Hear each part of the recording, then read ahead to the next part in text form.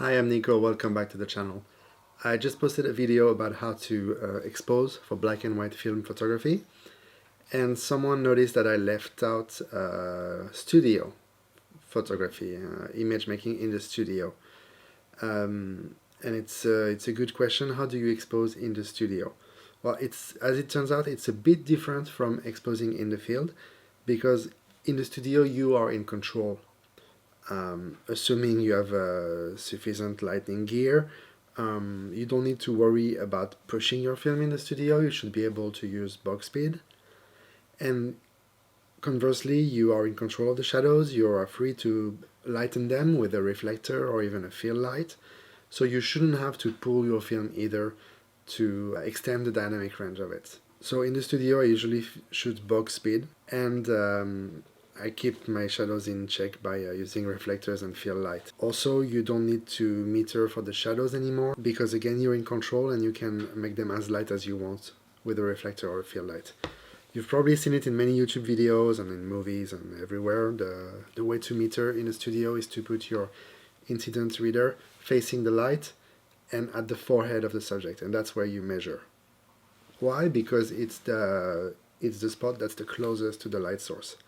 So it's the spot that's going to get the most intensity out of the light. And obviously, because it's on the face of your subject, you don't want it to be overexposed. So you meter here for the forehead, facing the light directly.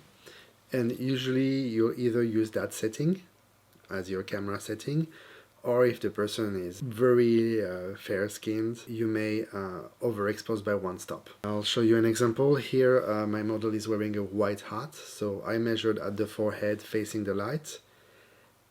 And because I wanted the white hat to turn white, I overexposed by one stop compared to the meter reading. Then I took a second meter reading of my shadows. Here the light is facing her and the light is on camera axis, so there isn't really like a shadow, like a place on the picture that's not hit by the light, but the bottom of her upper body is definitely further away from the light than her forehead.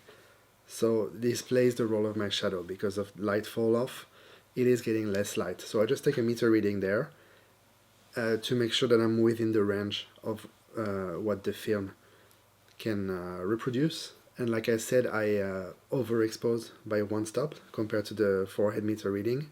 And I think I was losing about 2 stops at the waist. So it turns out that I exposed in the middle between those 2 readings.